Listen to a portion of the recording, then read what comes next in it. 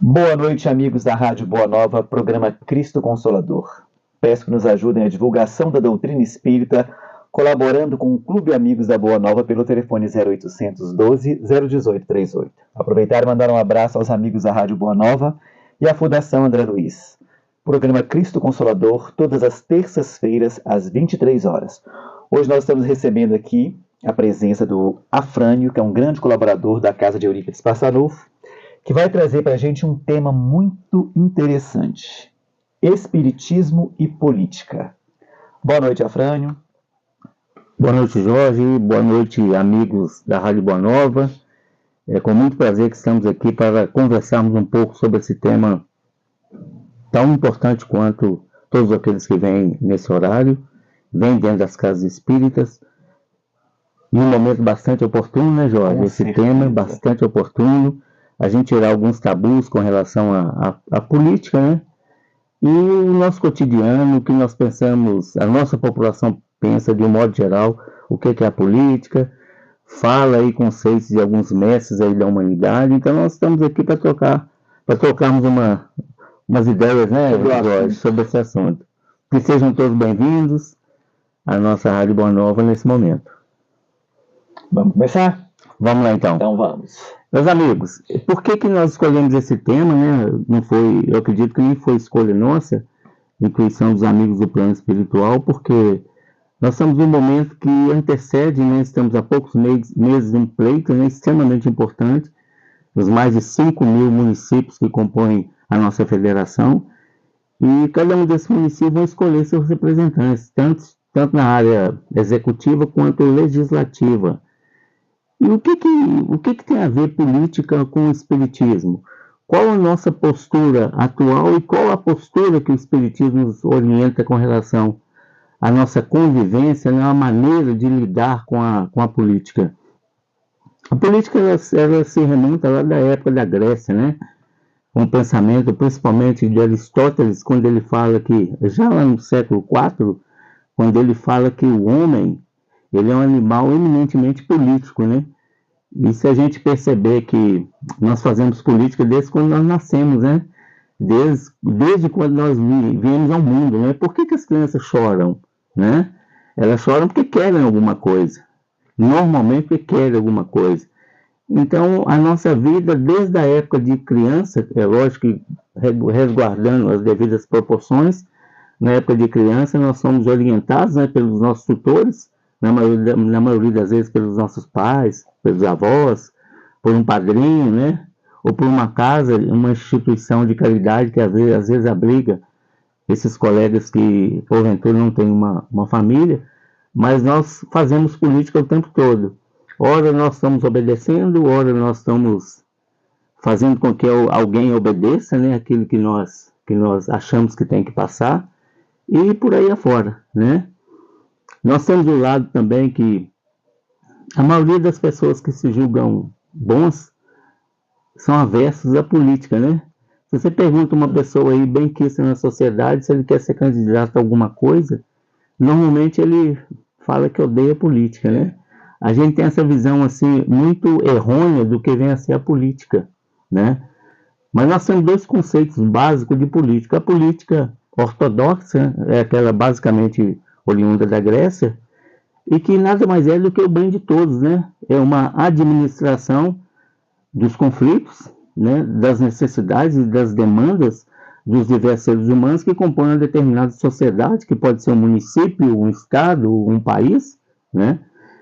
Então, basicamente, a política é isso, de forma ortodoxa, de forma início, né, que é basicamente na Grécia, e tem a política que impera o nosso mundo hoje, que é a política partidária, né?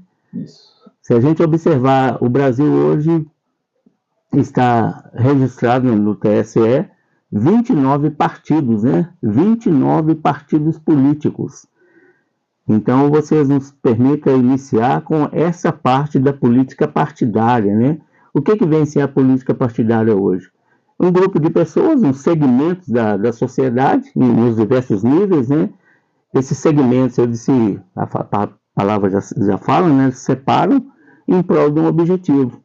Um objetivo comum a esse grupo, né? não necessariamente comum à população, à comunidade. Nem sempre, né, vem de acordo com o que a população precisa, né? Nem sempre vem de acordo com os anseios e principalmente a necessidade dessa população, né?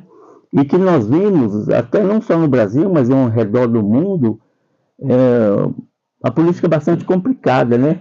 Nós vimos ditaduras retornando, nós vimos personagens da política até mundial retornando ao cenário da política, inclusive com poder muito grande, né? E no planeta. Nós vimos ditaduras extremamente pesadas, né? Comandando uma parte boa do mundo. Nós observamos países ainda legados, né? A extrema pobreza, a extrema dificuldade. Não vale a pena aqui ficar citando nomes, né? Temos personagens dessa política, né, partidária ao redor do mundo inteiro. E no Brasil não é muito diferente, né? Nós somos aí a 8ª economia do mundo, com um potencial infinito, né? Um potencial muito grande de ser uma das primeiras potências do mundo, mas nós vimos a nossa política com uma certa dificuldade. Mas os estudiosos nos falam, né, Jorge, com muita clareza, que cada povo tem o governo que merece, né? Com certeza. E se nós voltarmos também na época da antiga Grécia, né, em que a democracia ainda com suas diversas dificuldades ainda, é a melhor forma de governo, né? É lógico que, ressaltando, tirando um pouco lá até a questão do Platão, no livro A República, quando ele fala que a aristocracia seria a forma de governo mais ideal, que não seria o comando do governo dos mais ricos, mas o comando do governo dos mais sábios, que é completamente diferente dos mais ricos, né? Você vê esse livro A República, muitos anos atrás, ela foi escrita, mas já com uma visão, como todo mundo sabe, Platão era um discípulo do Sócrates, né? E o Sócrates, o Kardec faz uma chamada do Sócrates, né, no início do livro O Evangelho segundo o Espiritismo, falando que o Sócrates realmente é o precursor do cristianismo, né? Ou seja, é uma visão voltada para aquilo que deveria ser a política. E nós vimos aí por esses rincões do Brasil afora, né, e de outros países também, o voto ser trocado por um saco de cimento. Uma dentadura. Uma dentadura.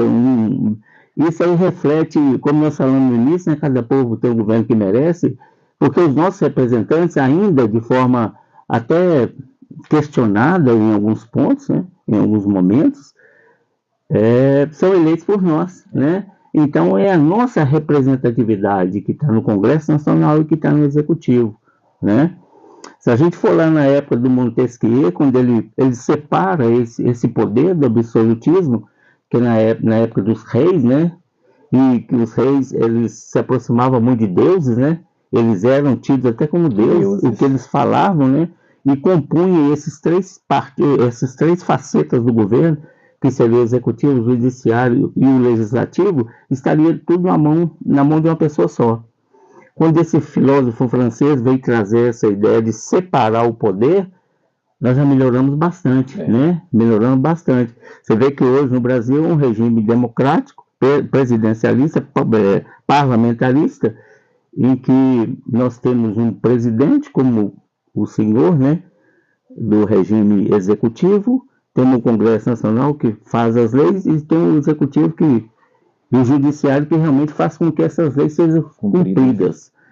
Hoje a gente vê uma dificuldade da convivência desses três poderes, né? Mas nós vimos também um povo ainda brigando pela política, né? Cada um colocando as suas ideias. Nós estamos aí há 10 minutos falando dessa política partidária, né?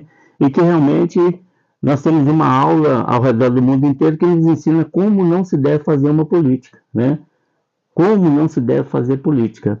E voltando para o lado da política, os primórdios da política, a essência da política, é aquela que a gente começou a falar que seria basicamente o bem comum e o atendimento às demandas da coletividade, não a minha demanda ou a demanda do político A, ou B ou C, né? Nós temos talvez um dos maiores manuais, né, que vem corroborar com tudo aquilo que o cristianismo vem falar conosco ao longo da existência, que está dentro dos livros dos Espíritos, né? Na sua terceira parte, em que vem o falar daquelas leis morais. Leis morais. Lei de sociedade, lei de progresso, né? Lei da destruição e vai por aí afora. Todas essas leis nada mais é do que um manual da convivência entre os seres humanos, né? Entre os seres encarnados e desencarnados também, porque ali basicamente são as leis universais, né? E nada diferente daquilo que o Cristo veio pregar para a gente, né? Se nós observarmos essas leis, Jorge, nós vimos que tudo aquilo que está escrito ali, se a gente conseguisse colocar em prática na sua íntegra, com certeza nós vamos estar batendo as portas desse mundo de regeneração que a gente tanto escuta, né, em todo o meio espírita, que seria um mundo que não mais iria imperar, né, o mal, como nós ainda ouvimos. Mas por que ainda que nós temos essa discussão que a maioria das pessoas ditas como boas são avessos à política? Porque política, para ser um político, é um baita de um desafio, né? É um baita de um desafio. Nós sabemos de companheiros até bastante espiritualizados e se adentram à política e acabam se corrompendo, né? E deveria ser exatamente o contrário. O cristianismo ou o espiritismo, ele deveria entrar na política para fazer a sua transformação. E não a política que nós vivemos, que é a política partidária, fazer a transformação em cima desses bons ideais. Que a gente sabe que tem muita gente bem intencionada, né? Muitas pessoas que têm uma base, né? Espiritualista, não só espírita, mas espiritualista, uma base do cristianismo, mas se adentram à política e acabam cedendo, né? E nós lembramos daquela frase do Cristo, que os homens não são totalmente ruins ou más, né? São fracos, né? Nós somos fracos e você me fez né? lembrar Paulo de Tarso, né? Tudo me é lícito, nem tudo me convém. Então é aquilo lá, tudo te é lícito, mas você não pode se deixar dominar por tudo. Então, quer dizer, se você realmente tivesse preparado, se você tivesse realmente entendido a doutrina, o cristianismo, vamos dizer assim, o cristianismo não vamos chamar para uma religião só, você não deixaria que essa política mudasse você, porque você já estava convicto do seu ideal.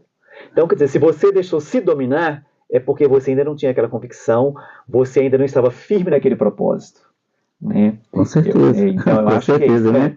Com certeza é isso mesmo. É a mesma frase que a gente escuta desde quando era pequeno, que a ocasião faz o ladrão. E não é isso, né? Nós sabemos que o ladrão ou as dificuldades existem dentro de nós. Aquela situação é que faz desabrochar essa situação que já tem dentro de nós. Já tem, né? Então, só põe para fora aquilo que você já tem. Exatamente, né? E nós voltamos mais uma vez dentro do Livro dos Espíritos, quando no comentário daquela pergunta que Jesus é um modelo, né? Que Kardec faz aos Espíritos, e o Santo Agostinho faz um comentário sobre a questão que nós temos que estar sempre refletindo como é o nosso dia a dia, para que a gente possa, na medida que o tempo for passando, nós vamos nos aprimorando como ser humano e principalmente como coletividade, né? E nós vamos expurgando de nós, não expurgando totalmente, mas trocando esse sentimento de egoísmo e de orgulho por um sentimento mais altruísta, né? Um sentimento que possamos pensar nas outras pessoas e nós traduzindo isso para o nosso momento, o momento eleitoral que nós estamos caminhando, é extremamente importante que não pensamos naquele candidato que possa fazer o melhor para mim ou para minha família, mas aquele melhor candidato que esteja preparado para o bem comum, né? A coletividade. Exatamente, e a maioria de nós ainda buscamos aquele candidato que é mais o nosso amigo, que é mais chegado a nós, que pode fazer alguma coisa por nós, que pode dar um emprego para minha esposa ou para meus filhos. Infelizmente, a gente sai fora de tudo aquilo que a gente vem aprendendo ao longo da evolução do cristianismo dentro do mundo, evolução em relação ao conhecimento, né? Porque essas leis já são leis desde quando Cristo assumiu esse planeta, né? Há 4,5 bilhões de anos atrás, essas leis são imutáveis, né? E nós, às vezes, nós damos 3 passos para frente e 2 para trás, né? A gente, como nós falamos no início, a gente acaba voltando coisas que nós já vivemos, já sabemos como são e onde que aquilo vai parar, né? Nós temos uma dificuldade muito grande de pensar nesse bem comum. E a democracia, ela nos proporciona, a cada 4 anos, trocar esses governantes, né? Trocar por pessoas que realmente possam pensar nesse bem comum. Mas enquanto a gente estiver pensando que esse bem comum é o meu e da minha família, nós vamos continuar com representatividade do jeito que a gente está vendo, né? Outra questão bastante interessante desse pastor conhecido no mundo inteiro, Nobel da Paz, o Martin Luther King, nas suas diversas frases, né? Frases assim bastante de efeito e bastante valiosas, quando ele nos fala que o que ele preocupava não era tanto com o grito dos maus, mas sim a apatia ou o silêncio dos bons. E o Livro dos Espíritos é uma pergunta é uma pergunta que Kardec faz exatamente isso, né? Por que que os bons, né, são tão apáticos, né, e o mal sobressai tanto?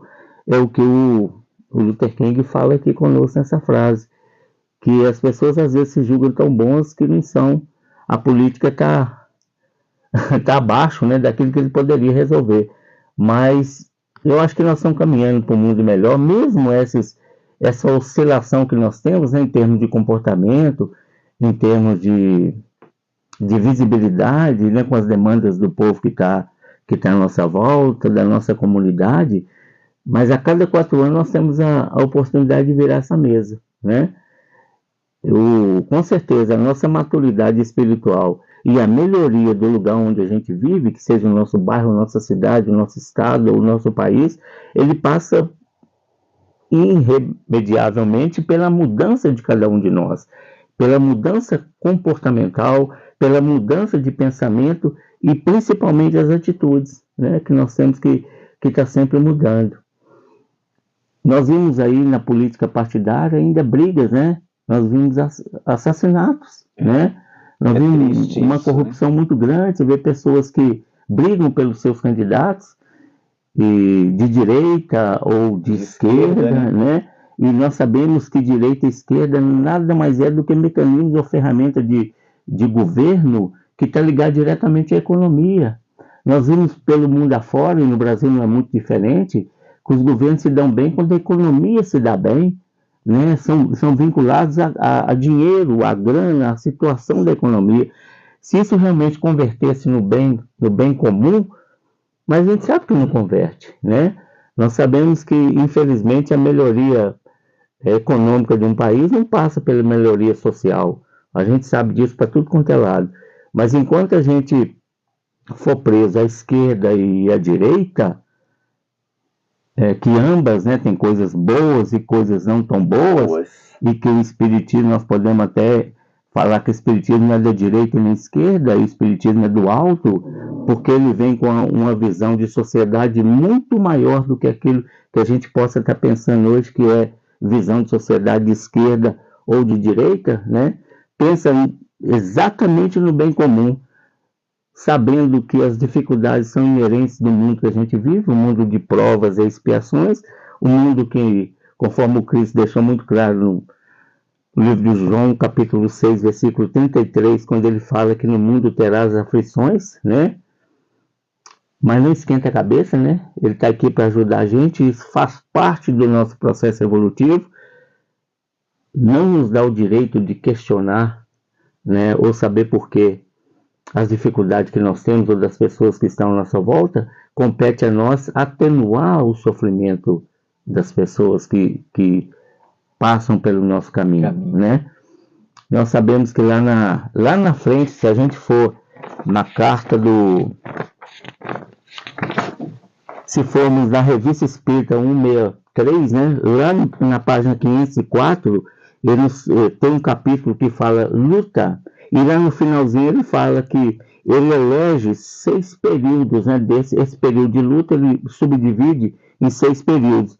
E o 6º período e último, ele coloca para a gente que será o da regeneração, que abrirá a era do século XX. É interessante que ele fala aqui, em 1863, que no começo do século XX a gente viria uma transformação condizente com o mundo de regeneração, mas isso não ocorreu. Nós sabemos que o próprio comportamento dos hebreus, houve um atraso no processo de evolução da humanidade como um todo, e nós estamos vivendo esse processo de atraso. E como diz o outro, nós estamos correndo para poder tirar esse atraso, né? Que nós já temos. Então, na época aqui, Kardec já falava com a gente que no comecinho desse século XX, a gente já sentiria um mundo de regeneração. E ele completa, né? Nessa época, todos os obstáculos a essa nova ordem de coisas determinadas por Deus para a transformação da Terra terão desaparecido. Nós estamos caminhando para esse desaparecimento, desse apelo forte nosso ainda do egoísmo, do orgulho, querer só para nós, né? Ou só para nossa família. A geração que surge, ou seja, essa geração que está vindo corroborar com isso, é basicamente em cima do último capítulo da Gênesis, que nos fala a nova era. Essa geração que, imbuída das ideias novas, estará em toda a sua força e preparará o caminho que há de inaugurar o triunfo definitivo da união, da paz e da fraternidade. Às vezes a gente escuta, né? Esse mundo está perdido. A gente esquece que esse barco não está à deriva, né? Nós temos um comandante. Um comandante firme, né? Firme. O leme dessa embarcação. Exatamente. Há muitos anos atrás, o nosso querido Chico Xavier recebeu uma comunicação do Bittencourt Sampaio, em que ele coloca essa situação para a gente. Não esquenta a cabeça, não. Esse mundo, ele tem um comando. Alguém está no leme, e esse leme é Jesus. Então as coisas vão acontecendo de acordo com a nossa vontade, porque os bons espíritos, Jesus e Deus, respeitam o nosso livre-arbítrio. Enquanto nós não tomarmos a consciência de que a política é um instrumento de transformação de cada um de nós, e não só minha ou só sua, Jorge, ou de você que está nos ouvindo, e que é uma transformação da humanidade, mas que para isso a transformação tem que vir primeiro dentro de cada um de nós. Essa fraternidade entre os homens, confundindo numa mesma crença pela prática da lei evangélica. Assim serão confirmadas as palavras do Cristo, já que todas devem ter cumprimentos e muitas se realizam neste momento porque os tempos preditos são chegados. É esse momento, o que ele está falando conosco? Isso está escrito. Se vai chegar hoje ou amanhã, ou daqui 20 anos, ou 30 ou 50 anos, vai depender do nosso comportamento, não só o comportamento de ação, mas de pensamento, né? De fala. E o próprio Cristo falava, né? Que haveria, né, o tempo para que, quando ocorresse essa mudança, que o mal teria que ser expurgado. Então, que o mal viria à tona, porque seria a última chance, né? Sim, sim. Então, é o que nós estamos vendo aí hoje. Porque são crimes que acontecem, são coisas que acontecem, não só em termos de crime, né? Coisas que acontecem no mundo, que você fica assim, perplexo. Você fica, meu Deus do céu, por que isso está acontecendo? Por que Deus permite que isso aconteça? Gente, é porque há necessidade que isso aconteça. O escândalo, né? O escândalo tem que vir. Né? Ai de quem o provoca, né? Então, a gente está vendo aí, está se cumprindo. A lei está se cumprindo. Haveria necessidade disso? Não. Se todos nós escolhêssemos o caminho do amor, não haveria. Mas, infelizmente, nós ainda escolhemos o caminho da dor. Então, se plantamos o mal, temos que colher o mal que plantamos. E é interessante, né, Jorge e queridos ouvintes, que o Espiritismo é muito claro conosco, né, que nós estamos nesse período de transição.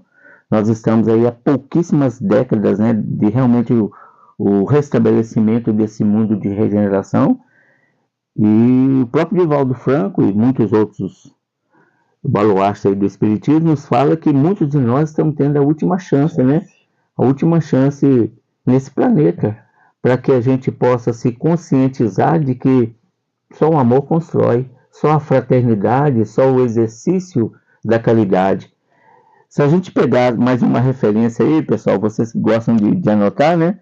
O último parágrafo da conclusão do Livro dos Espíritos, ele dá uma ideia muito forte para quando a gente pensa nessa política partidária, né? A política da esquerda ou da direita, do MDB ou do PT ou dos 29 partidos aí, né?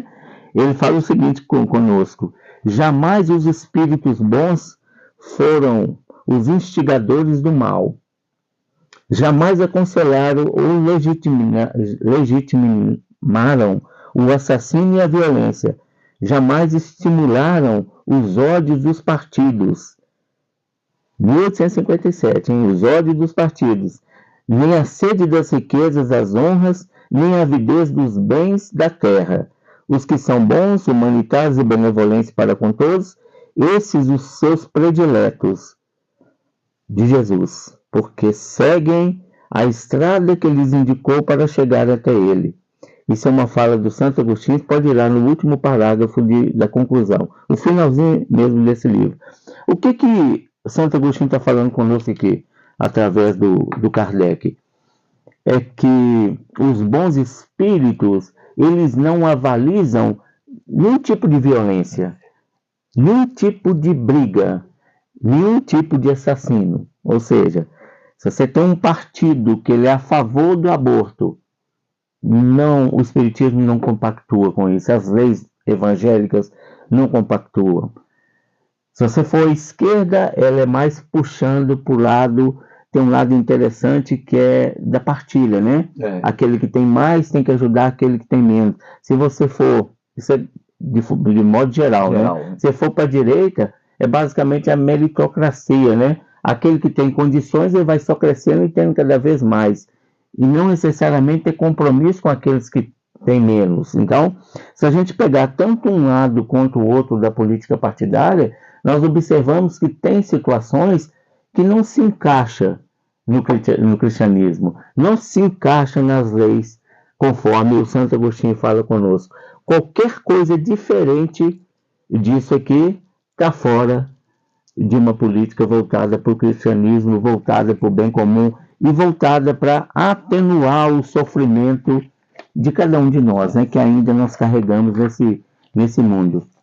Então, os bons espíritos nos falam que é terminantemente proibido a aproximação do espiritismo com a política partidária, por estar fora dos conceitos primários e doutrinários da política original. Não se pode aliançar esse tipo de política, pois a igreja já o fez no passado e não deu certo. A gente pode voltar aí nas cruzadas, lá no século XI até XIII, na Inquisição, do 5 até o 15º. Então são partidos que na época a Igreja Católica Apostólica Romana, que basicamente a bandeira era do Cristo, mas só que não era um Cristo redivivo, né? Era um Cristo meio deturpado, e que a gente viu que a igreja tomou esse partido e a gente sabe o que deu, né? Então nós sabemos que a política ela tem que ser voltada pelas leis do Evangelho, porque senão a gente vai andando igual aqueles ratinhos de gaiola, né? Ela tem que ser voltada para o bem comum de todos, né? E não só para o bem comum de um lado, né? O pessoal que infelizmente essa política partidária ela só visa o bem comum deles, da família deles, né?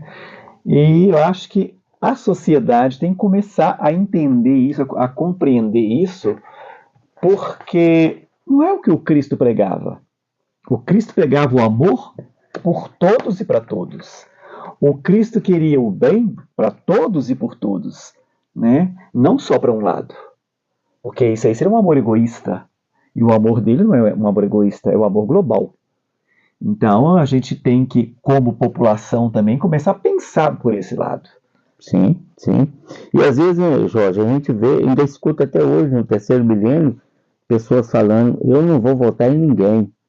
E a gente esquece que há muito, muito pouco tempo atrás, no comecinho dos anos 1930, que a mulher começou a votar. pegou o direito, teve o direito de votar. Quantas pessoas morreram na época, principalmente na época da ditadura no Brasil? Outros países nem se falam, em muitos outros países, até situação até pior. As pessoas morriam para ter o direito de votar. E hoje nós abdicamos do direito que de votar. Lutaram tanto para que a gente conseguisse. E que a gente pode transformar um país por um voto, né? Vai aparecer o candidato perfeito? Lógico que não, mas compete a cada um de nós, pela extrapolação da mídia e da própria informação, nós conseguimos tirar daqueles candidatos aquele que o melhor pode atender essa demanda do Cristo, né? Essa demanda nossa com a base no cristianismo, né? Então, cada um de nós temos que ter essa condição, né? Ou tirar um tempo da nossa vida para escolher o melhor candidato, não o candidato para mim e para minha família, mas o candidato para a cidade, o candidato para o estado ou para o país, independente de legenda, de partido e etc.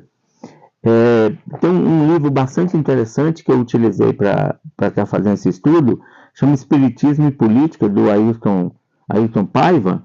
No finalzinho dele, ele nos fala que como espírita não deve atuar na política.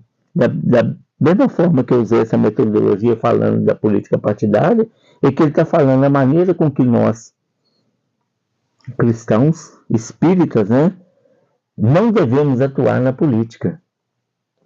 Levar a política partidária para dentro do centro das entidades ou do movimento espírita. Ou seja, o movimento espírita e o espiritismo não tem nada a ver com essa política partidária, né?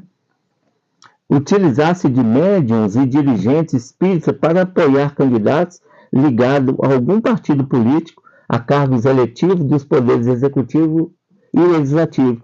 Infelizmente, coisa que nós já vimos, né? Não só nos centros espíritas, mas já vimos em outras doutrinas também, candidatos à casa, né? Cedeu o espaço ali para um partido político ou para um candidato qualquer. Buscar votos para político que às vezes dão alguma verbinha para asilos, creches e hospitais, mas cuja conduta política não se afina com os princípios éticos e morais do espiritismo.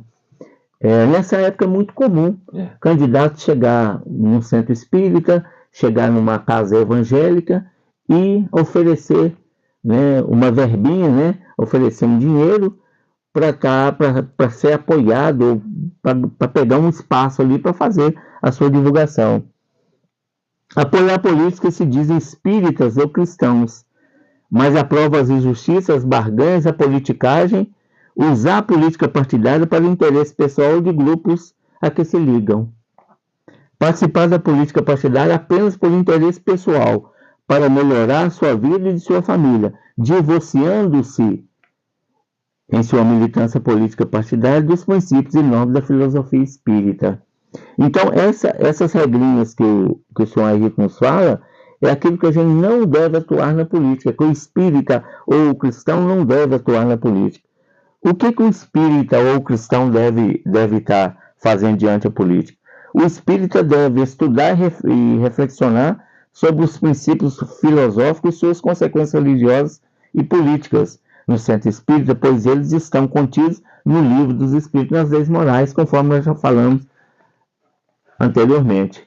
Mediante a análise, o estudo e a reflexão das normas e princípios referidos, o espírita deve identificar o egoísmo, o orgulho e a injustiça nas instituições humanas, revelando-as e agindo para que elas desapareçam. Confrontar os fundamentos morais e objetivos do espiritismo com os fundamentos morais e objetivos dos partidos políticos, verificando de forma coerente qual ou quais deve apoiar e até mesmo participar. Fazer do voto um elevado testemunho de amor ao próximo. Olha que coisa interessante. Eu considerar que aquele meu voto eu posso estar ajudando para a transformação da maioria, né? Da maioria das pessoas, né? Considerando que a sociedade no sistema democrático é dirigida por políticos que saem das agremiações partidárias para compor os poderes legislativo e executivo, e que suas ações podem ajudar ou atrasar a evolução intelecto-moral da humanidade.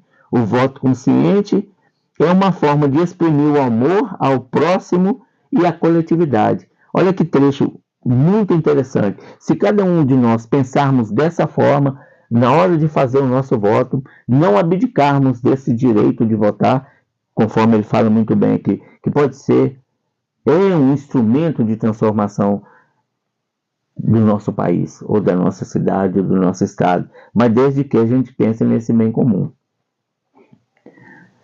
E é muito interessante, pessoal, que de todas essas reflexões que a gente está fazendo até agora, quando a gente falou da política partidária, que com brigas, discussões, até companheiros defendendo candidatos, né?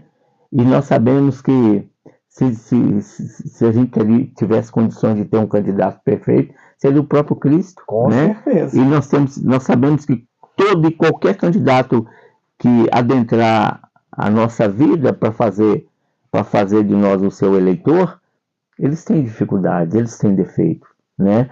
E às vezes a gente observa muitos de nós defendendo esses candidatos com unhas e dentes, a ponto até de matar, né?